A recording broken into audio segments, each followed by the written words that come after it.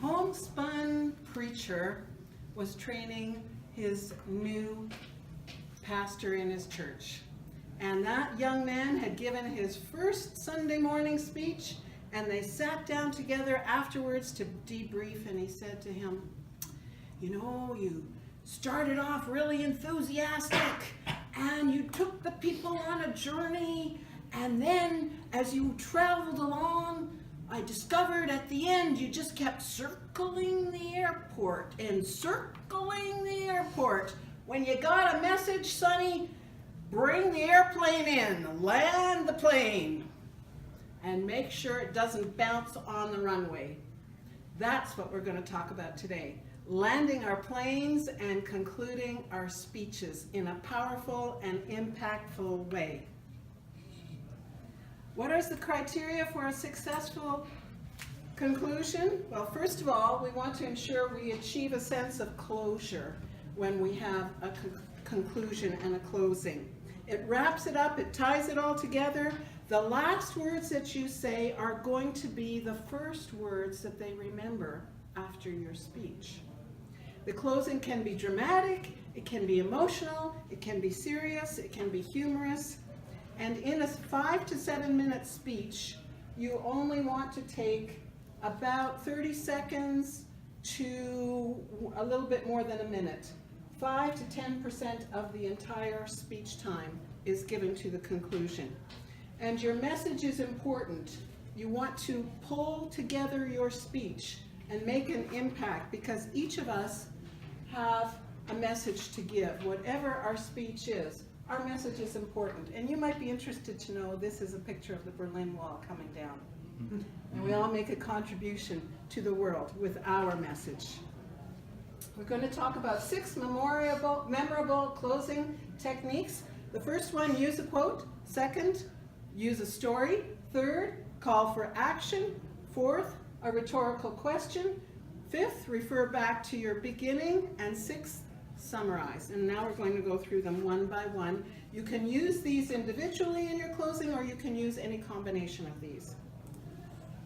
First of all, use a quotation. A quotation in your closing will add authority to your message. You bring someone else's voice in and you add that person's authority. It can amuse listeners. It can also be a dramatic way to conclude. Some illustrations, let's say if you were giving a talk about mind mapping, about being creative and having new ideas in the workplace, you might want to end with a quote from Albert Einstein. What a powerful voice to end with. And you might have something like, the mind that opens to a new idea never returns to its original size.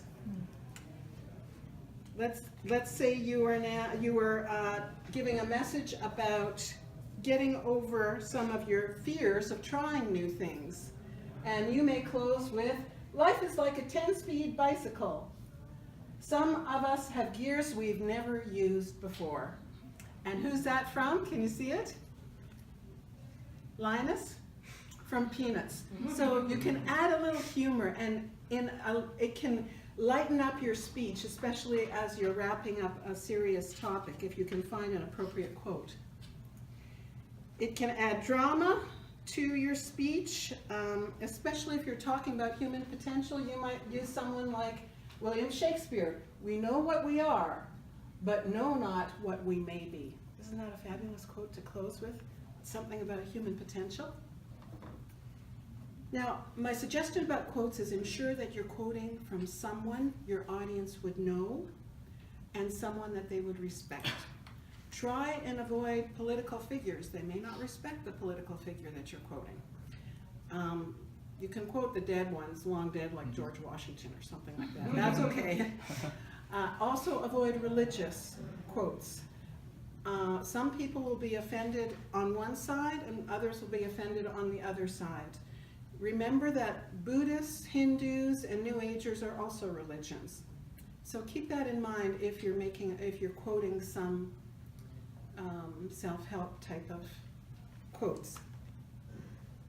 You don't want to alienate your audience. Even though you may feel strongly that that's a good quote, it may not communicate to your audience. So you may spend the rest of your talk trying to re-engage them. So be careful about the selection. Use the powerful ones that everyone accepts. Number 2, closing technique. Tell a short story or an anecdote. I have a story, and you have to develop it quickly, and you want to make it short, and it's reinforcing your message. This is not a new illustration you're using, you're wrapping up, so it's got to be a real short story. Like when I was young, my mother used to say, stitch in time saves 9, something like that. Make it quick, make it short. One of the ones that I actually use multiple techniques in a closing on a story about forgiveness. I tell them my story of an injustice that happened in my life, and someday I might give that speech here. At the end, I refer to Nelson Mandela.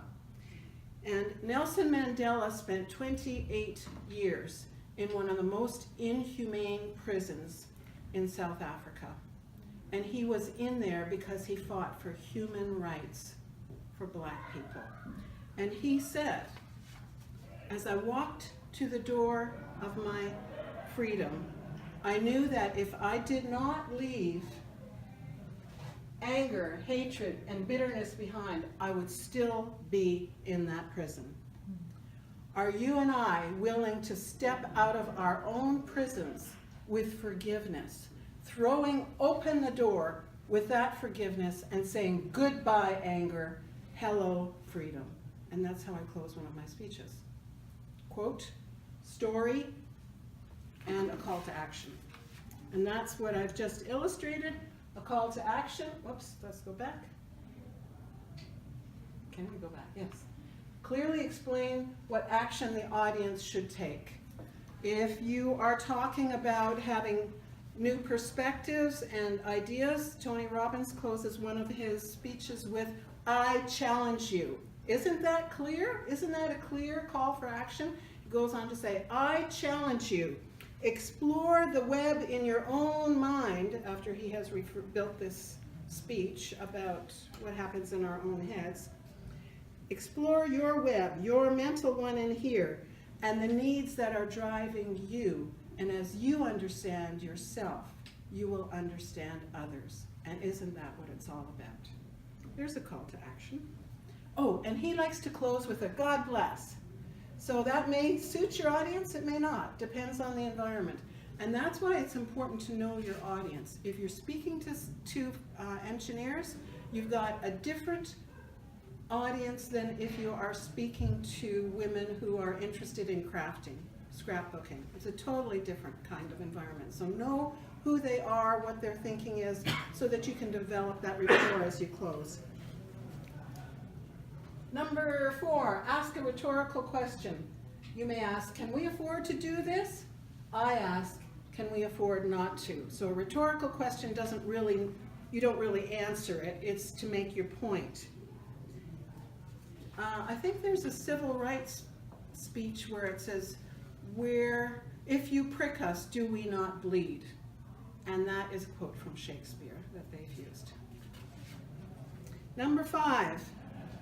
Refer back to the beginning of your speech. If you're giving a speech about plastic pipe versus steel pipe in the oil patch, you might conclude by saying, I began my remarks by reviewing the challenges our company must confront. And then you start wrapping up and saying, so I presented this, the plastic and the steel pipe.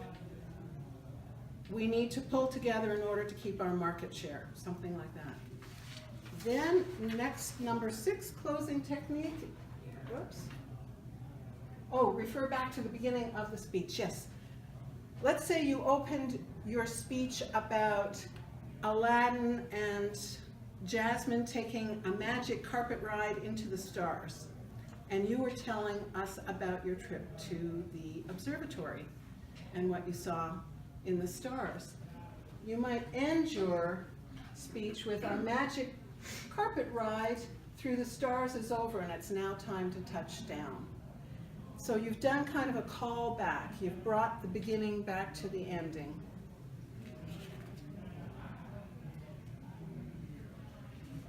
Summarize your main techniques is closing technique, your main points is closing technique number 6. Repetition aids learning, it reinforces your message. Do not add new points in your closing, that just confuses your audience. So tips for success, memorize your conclusion, because once again, you want to deliver it with impact and with power, with a smoothness. You don't want the airplane bouncing along on that runway. Memorize your conclusion, end on time, that's very respectful. If you don't end on time, you may have people looking at their watches wondering, am I going to get to the next meeting? And you'll lose their attention, and refrain from adding new points, which I have mentioned. And what else not to do? Do not engage in question and answer in your very last words. If you are asked to have a Q&A, make it earlier. Don't put it in the very last segment of your speech. You want to end with your voice, your points, and your communication for that speech. Let's just go back. Avoid stale remarks like, well, that about covers it. And you want to avoid apologetic statements like, I could have done more research, but I only had so much time. Those statements will undermine what you've just said. Instead, you want to affirm and drive your point home. So in conclusion of my speech about closing your speech, remember, closing leaves impact. We have various methods: a question, a story, action, callback, summary, and we've talked about some success tips just in the other slide. And a closing quote is, great is the art of beginning, but remember, greater is the art of ending. Henry Longfellow. Madam Toastmaster.